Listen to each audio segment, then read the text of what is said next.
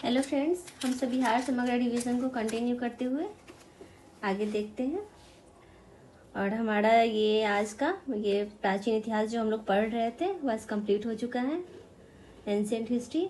आज हम लोग कुछ क्वेश्चन आंसर देखते हैं जो आपके बहुत से बिहार गवर्नमेंट एग्जाम में हेल्प करेगा। बीपीएससी हो गया, प्रीलिम्स मेंस में आज आ जाएगा, वनडे एग्ज़ाम हो गया and all Bihar government exam.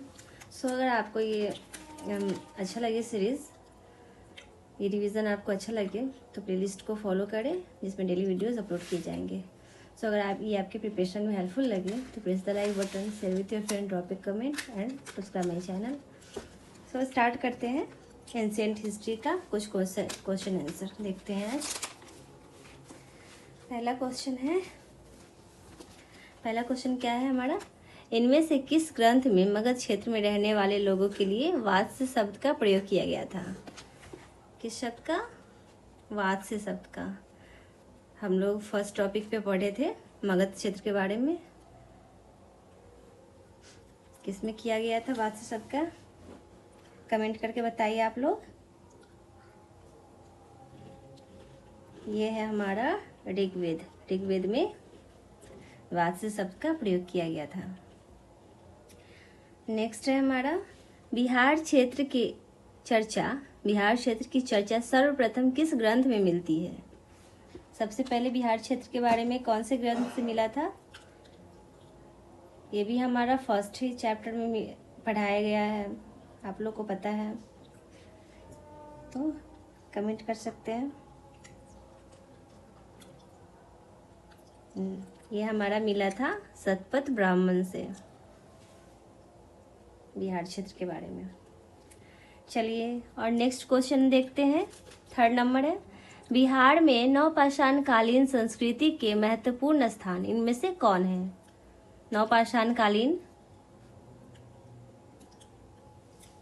चलिए कमेंट कीजिए नवपाषाण कालीन कौन से हैं इनमें से। तो ये है हमारा सारण, जो प्रेजेंट में अभी सारण है। इसका प्राचीन नेम है चिरांद से। नेक्स्ट है, बिहार की चिरांद नामक पुरास्थल की प्राचीनतम संस्कृति है इनमें से कौन है? सो पूछ रहा है ये पूरा पाषाणिक है या फिर मध्य पाषाणिक है या फिर नवपाषाणिक है या फिर ताम्र पाषाणिक है? बताएं कौन है? ये है हमारा नवपाषाणिक। नेक्स्ट है, इनमें से कौन महाजनपद बिहार में नहीं था? जो हमारा 16 महाजनपद था उनमें से बिहार में इसमें से कौन नहीं था? सो पूछ रहा है ये। वत्स नहीं था या फिर अंग नहीं था या फिर मगध नहीं था या फिर वज्जी नहीं था? हमारे बिहार में 3 महाजनपद थे। कौन कौन थे? अंग, मगध और वज्जी। तो वत्स नहीं था, तो हमारा ये आंसर है वत्स। नेक्स्ट है, विदेह राज्य का उल्लेख सबसे पहले किस ग्रंथ में है? विदेह राज्य का उल्लेख अथर्ववेद में या फिर यजुर्वेद में या फिर सामवेद में या फिर अचरांग सूत्र से किसमें मिलता है विदेह राज्य का उल्लेख? बताइए, कमेंट कीजिए आप लोग। तो ये मिलता है यजुर्वेद से। नेक्स्ट है हमारा, बुद्ध के जन्म से पूर्व 6ठी शताब्दी ईसा पूर्व में भारतवर्ष 16 महाजनपद में बटा था, जिसका उल्लेख किस ग्रंथ से प्राप्त होता है? 16 महाजनपद हमारा जो बटा हुआ था उसका उल्लेख किस ग्रंथ से मिलता है? ये भी हमारे फर्स्ट टॉपिक में पढ़ाया गया था। शतपथ ब्राह्मण से मिलता है या फिर इंडिका से मिलता है या फिर अंगुत्तर निकाय से मिलता है या फिर अभिधम पिटक से मिलता है? कमेंट करें। ये हमारा मिलता है अंगुत्तर निकाय से। ओके, नेक्स्ट देखते हैं। बौद्ध साहित्य में किस नगर का उल्लेख नहीं है? नहीं पूछ रहा है, किस नगर का उल्लेख नहीं है बौद्ध साहित्य में? पहला है वाराणसी का नहीं है, मथुरा का नहीं है, तक्षशिला का नहीं है, या फिर लखनऊ का नहीं है। ओके, कमेंट करें किसका नहीं है। तो हमारा हो जाएगा लखनऊ, लखनऊ का नहीं है उल्लेख। नेक्स्ट है हमारा बिंबिसार, अजात शत्रु और उदयन आदि राजाओं का संबंध किस वंश से था। पूछ रहा है किस वंश से था। बिंबिसार का संबंध, अजात शत्रु का संबंध, उदयन का संबंध बताए। पहला है मौर्य वंश, दूसरा है नंद वंश, तीसरा है हयक वंश और चौथा है हमारा शिशुनाग वंश। तो हयक वंश से था। किससे था? हयक वंश से। नेक्स्ट है हमारा प्रसिद्ध चिकित्सक चरक किसके समकालीन थे। पढ़ाया गया है आपको ये सब। चंद्रगुप्त मौर्य के थे, अशोक के थे, बिंबिसार के थे या फिर महापद्मानंद के थे। किसके समकालीन थे? जो डॉक्टर थे चरक, वो था बिंबिसार का समकालीन। नेक्स्ट है मगध साम्राज्य की प्रारंभिक राजधानी कहाँ थी। मगध साम्राज्य का प्रारंभिक राजधानी फर्स्ट पूछ रहा है कहाँ थी। कैपिटल, फर्स्ट कैपिटल राजगिरी थी या फिर पाटलिपुत्र या फिर चंपा या फिर वैशाली। बताएं। राजगिरी क्या है? राजगिरी था। नेक्स्ट है इनमें से किसके शासन काल में भारत पर सिकंदर का आक्रमण हुआ था। महापद्मानंद के काल में, कालाशोक के काल में, घनानंद के काल में या फिर उदयन के काल में। बताएं किसके काल में हुआ था। तो ये है हमारा घनानंद के काल में। घनानंद कौन था? महापद्मानंद का पुत्र था। ये पढ़ाया गया है आपको। तो नंदवंश के काल में ही सिकंदर का आक्रमण हुआ था। नेक्स्ट है हमारा विशाखादत्त कृत मुद्रा राक्षस में मौर्य के लिए किस शब्द का प्रयोग किया गया है। विशाखादत्त का जो कृत्य था मुद्रा राक्षस, उसमें पूछ रहा है मौर्य के लिए। तो किसका प्रयोग किया गया है? देवनापिय या फिर वात्स्य या फिर वृषल या फिर उत्तरापथ स्वामीन। बताएं किसका किया गया है। यह है हमारा वृषल का। नेक्स्ट देखते हैं इनमें से किस राज्य ने श्रवण बेलगोला में स्थित चंद्रगिरी पहाड़ी पर अपना शरीर त्याग किया था। मतलब उनकी मृत्यु हुई थी चंद्रगिरी पहाड़ी पर। किस राजा की हुई थी? तो कालाशोक हो गए या फिर चंद्रगुप्त है या फिर अशोक या फिर समुद्रगुप्त। बताएं, कमेंट करें। ये है चंद्रगुप्त मौर्य की।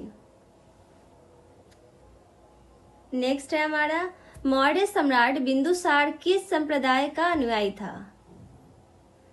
बौद्ध धर्म का था या फिर जैन धर्म का था या फिर वैष्णव धर्म का था या आजीवक संप्रदाय का था। किसका था? ये था आजीवक संप्रदाय का। नेक्स्ट है मगध के किस शासक ने कश्मीर में श्रीनगर की स्थापना की थी। किस शासक ने किया था मगध का? चंद्रगुप्त मौर्य ने किया, अशोक ने किया, कुमारगुप्त ने किया या फिर समुद्रगुप्त ने किया। बताएं किसने किया।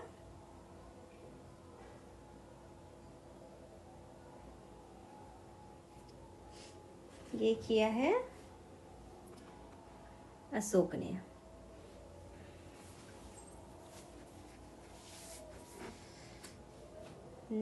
नेक्स्ट है हमारा प्राचीन भारत का विख्यात राजनीतिज्ञ वत्सकार किसके दरबार में मंत्री पद पर सुशोभित था। पूछा गया है प्राचीन भारत का विख्यात राजनीतिज्ञ किसके दरबार में मंत्री पद पर था। बिंदुसार के था या फिर अशोक के दरबार में या फिर घनानंद के दरबार में या फिर अजात शत्रु के दरबार में। बताएं। ये था अजाद शत्रु के दरबार में। 1 मिनट।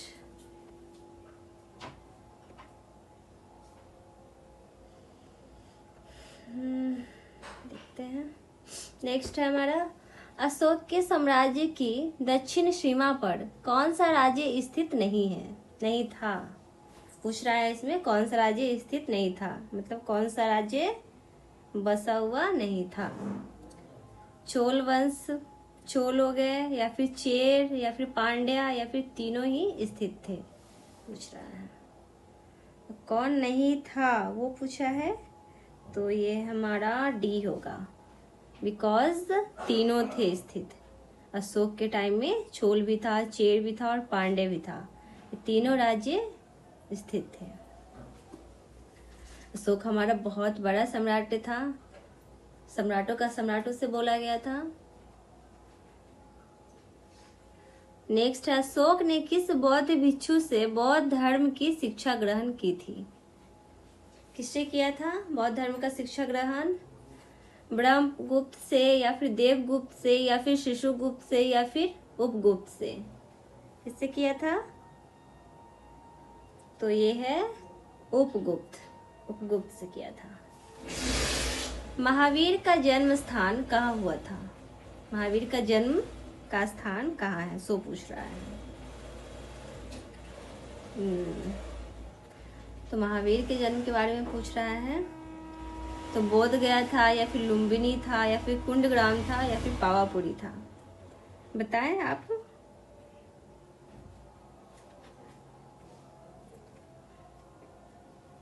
कमेंट करें। तो ये है कुंडग्राम में उनका जन्म हुआ था। आप लोग एंशिएंट हिस्ट्री पढ़ चुके हैं बिहार का, तो ये सब आप बैक में देख सकते हैं, हमारे पिछले वीडियोस में बताया गया है सब। अभी हम लोग अब क्वेश्चन देखेंगे, बिकॉज क्वेश्चन बहुत ही ज़्यादा इम्पोर्टेंट होता है एग्ज़ाम के लिए। एग्ज़ाम में इस टाइप के क्वेश्चन पूछे जाते हैं। चलिए नेक्स्ट देखते हैं, जैन धर्म और बौद्ध धर्म में क्या समानता थी? सिमिलैरिटीज पूछ रहा है, जैन धर्म और बौद्ध धर्म में क्या था? तो पशु बलि का विरोध, या फिर जाति प्रथा की मान्यता, या फिर आत्मा के पुनर्जन्म में अविश्वास, या फिर वेदों को दैवी रचना के रूप में स्वीकार करना। क्या समानता था बताएं? तो ये है पशु बलि का विरोध। दोनों ने पशु बलि का विरोध किया था, दोनों धर्म ने किया था। नेक्स्ट है हमारा, तृतीय बौद्ध संगीति का आयोजन किसके शासनकाल में हुआ? तृतीय बौद्ध संगीति किसके शासनकाल में हुआ बताएं? कनिष्क के शासनकाल में, या फिर अशोक के शासनकाल में, या फिर हर्ष के शासनकाल में, या खारवेल के शासनकाल में? तो ये हुआ है अशोक के शासनकाल में। और अशोक फर्स्ट सम्राट था, पहला राजा था जिसने पूरे भारत से बाहर भी अपना राज्य विस्तार किया था, फैलाया था। पूरे भारत के साथ साथ भारत के बाहर भी पूरे वर्ल्ड में ही अपना विस्तार फैलाया था उसने। नेक्स्ट है, प्रथम बौद्ध संगीति का आयोजन कहाँ हुआ था? पहला बौद्ध संगीति पूछ रहा है, बताएं। पाटलिपुत्र में हुआ था, या फिर राजगीर में हुआ था, या वैशाली में हुआ था, या बोध गया में हुआ था? तो ये हो जाएगा राजगीर में हुआ था।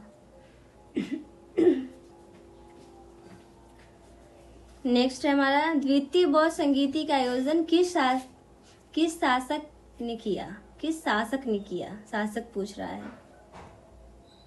तो पहला देखते हैं, पहला अजातशत्रु, या फिर कालाशोक, या फिर अशोक मौर्य, या फिर कनिष्क। किस शासक ने किया बताएं?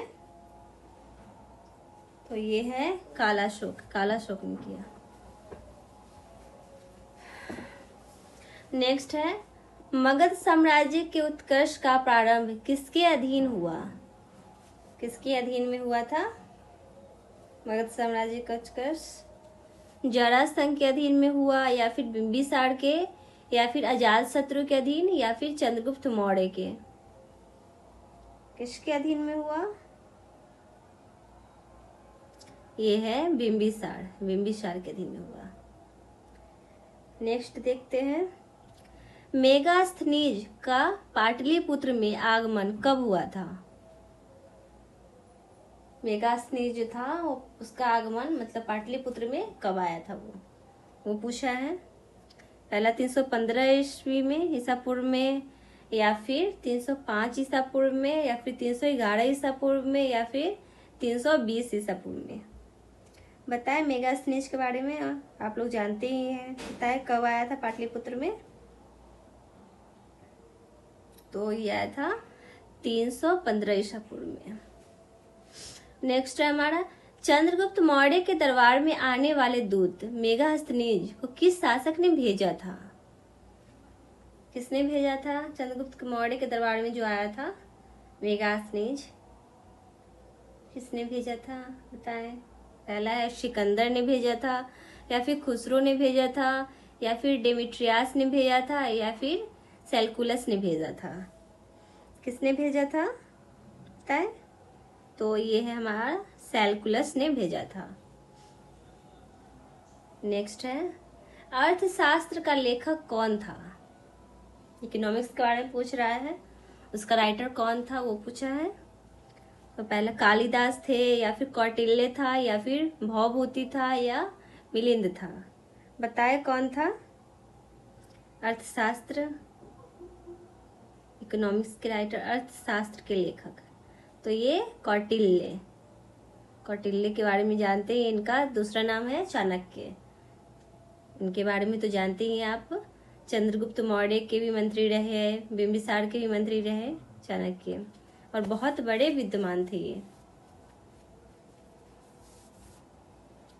आप लोग ये सब पढ़ चुके हैं।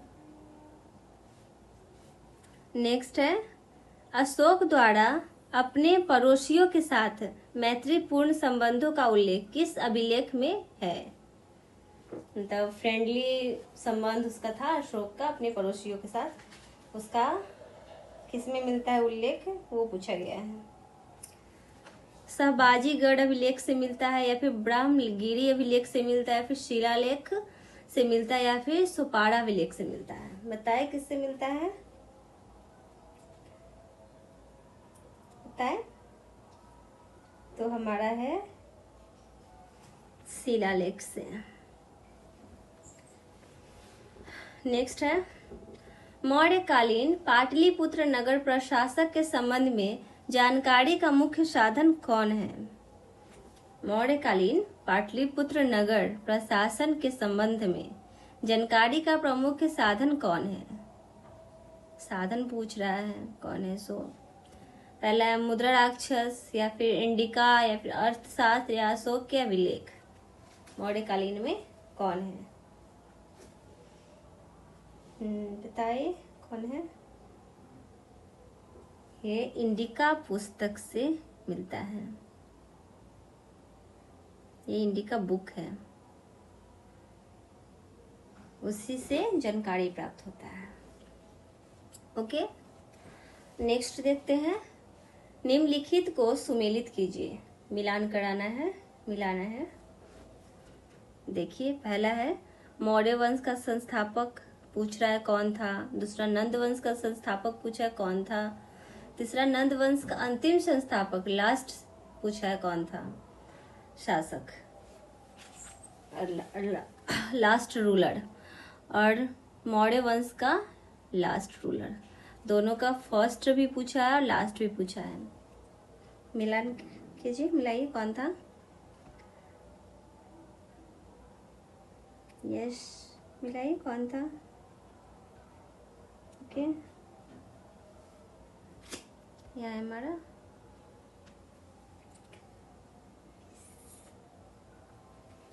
तो ये है हमारा बी है हमारा। ये मौर्य वंश का संस्थापक फाउंडर जो था मौर्य वंश का वो था हमारा चंद्रगुप्त। Sorry 1 minute.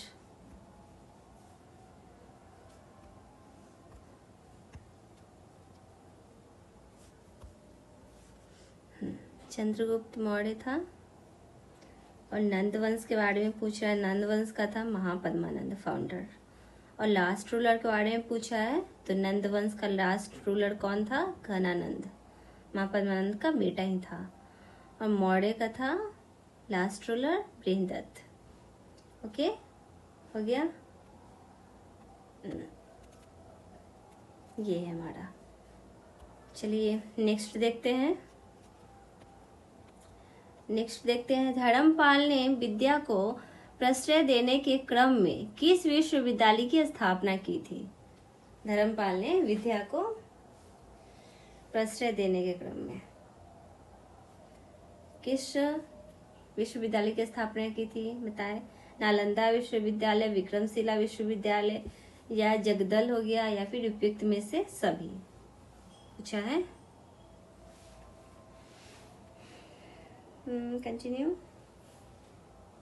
ये है हमारा विक्रमशिला विश्वविद्यालय। कहाँ पे है हमारा विक्रमशिला विश्वविद्यालय? भागलपुर में पड़ता है ये। अभी प्रेजेंट में भी है, देखने को मिलता है भागलपुर में ये। नेक्स्ट है, बिहार निम्नलिखित में से किस महापुरुष का जन्मस्थलीय नहीं है? इनमें से कौन से महापुरुष बिहार के नहीं है वो पूछा है। जन्मस्थल नहीं है वो पूछा है, मतलब यहाँ उनका बर्थ नहीं हुआ है बिहार में। पहला गुरु गोविंद सिंह, गौतम बुद्ध, महावीर स्वामी या आर्यभट्ट। बताए कौन नहीं है, किनका जन्म बिहार में नहीं हुआ पूछ रहा है। तो ये है गौतम बुद्ध। इनका जन्म बिहार में नहीं हुआ था, लेकिन इनको शिक्षा मिली थी बिहार से ही। आप लोग पढ़ चुके हैं ये गौतम बुद्ध के बारे में, जो बौद्ध धर्म के फाउंडर थे। आप लोग बैक जाके फिर से रिवीजन कर सकते हैं, एग्जाम के लिए मोस्ट इम्पोर्टेंट है ये सब। नेक्स्ट है हमारा, बिहार का नाम निम्नलिखित में से किसके उद्गृत किया माना जाता है? बिहार का नाम पूछ रहा है। पहला है शिशुओं का आवास गृह, या दूसरा बौद्ध विहारों की बहुलता का क्षेत्र, तीसरा बिहार शरीफ स्थित होने पर, या फिर महात्मा बुद्ध की कर्मस्थली के कारण। बिहार का जो नाम है उसका उदय जो हुआ उसके बारे में जो वो पूछ रहा है, किससे माना जाता है इनमें से? तो ये हमारा बौद्ध विहारों की बहुलता का क्षेत्र। बौद्ध का प्रचार प्रसार इसमें ज्यादा हुआ बिहार में। नेक्स्ट है हमारा, गौतम बुद्ध को कहा कौंडिन्य और 5 ब्राह्मण मिले। कहाँ पे? कौंडिन्य और 5 ब्राह्मण मिले, सो पूछ रहा है। तो उरुवेला में मिला था, या फिर वैशाली में, या फिर पाटलिपुत्र में मिला, या सारनाथ में? कहाँ पे मिले थे 5 ब्राह्मण? तो मिले थे, बताएं कहाँ पे मिले थे? तो उरुवेला में। राजगृह में आयोजित प्रथम बौद्ध संगीति, फर्स्ट बौद्ध संगीति पूछ रहा है, कौन से कार्य हुए? कौन से कार्य हुए थे प्रथम बौद्ध संगीति में, वो पूछा है। देखते हैं। बौद्ध धर्म 2 भागों यानी स्थानवीर और महासंघीय के रूप में विभाजित हुआ। दूसरा है, बुद्ध की शिक्षाओं का संकलन सूत पीटक और विनय पीटक में हुआ। तीसरा है, बौद्ध धर्म 2 भागों यानी हीनयान और महायान संप्रदाय में बटा। चौथा है, उपयुक्त में से इनमें से कोई नहीं पूछ रहा है, बताए क्या होगा? तो ये है, बुद्ध की शिक्षाओं का संकलन जो मिला था वो सूत पीटक और विनय पीटक में मिला था। ओके, नेक्स्ट देखते हैं। मगध के किस शासक ने वैशाली को अपनी राजधानी बनाया था? मगध का कौन सा शासक था? बताएं कौन सा था? कौन सा रूलर था जिसने वैशाली को अपना कैपिटल बनाया? कालाशोक था, या फिर नागदशक था, या महापद्मानंद था, या शिशुनाग था? बताएं। तो ये था शिशुनाग। शिशुनाग ने वैशाली को कैपिटल बनाया था मगध का। नेक्स्ट है, जैन धर्म के 12वें तीर्थकार जो 12th ये टूरिज्म थे जैन धर्म के, उसके बारे में पूछ रहा है। वसु पूज्य की जन्म स्थली थी, वसु पूज्य उसके बारे में पूछ रहा है, उसका जन्म स्थल कहाँ था वो पूछा गया है। तो गया में था या पटना में था या चंपा में था या वैशाली में था, बताइए कहाँ था, कमेंट कीजिए। तय तो ये पटना में था। कहाँ? पटना में। बौद्ध धर्म के संस्थापक, बौद्ध धर्म के जो फाउंडर थे हमारे गौतम बुद्ध, वो गृह त्याग के उपरांत सर्वप्रथम कहाँ गए थे, पूछा गया है क्वेश्चन में। सबसे पहले गृह त्याग करने के बाद सबसे पहले कहाँ गए थे बौद्ध धर्म, जो हमारे गौतम बुद्ध थे बौद्ध धर्म के? तो उरुवेला बोध गया में गए थे, या वैशाली के समीप अलार कलाम के आश्रम में गए थे, या सरनाथ में गए थे, या लुम्बिनी में गए थे, बताइए आंसर दीजिए, कहाँ गए थे? तो ये गए थे वैशाली के समीप अलार कलाम के आश्रम। Okay, next topic. किस शासक ने शिलाकंटक व रथमुशल जैसे नवीन शस्त्रों की खोज की थी? शिलाकंटक और रथमुशल का खोज कौन किया था, सो पूछ रहा है। स्कंदगुप्त ने किया, या फिर चंद्रगुप्त ने किया, या अशोक ने किया, या अजात शत्रु ने किया, बताइए किसने किया?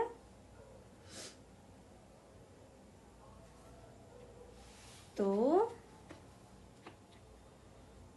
अजात शत्रु ने खोज किया था शिलाकंटक और रथमुशल का।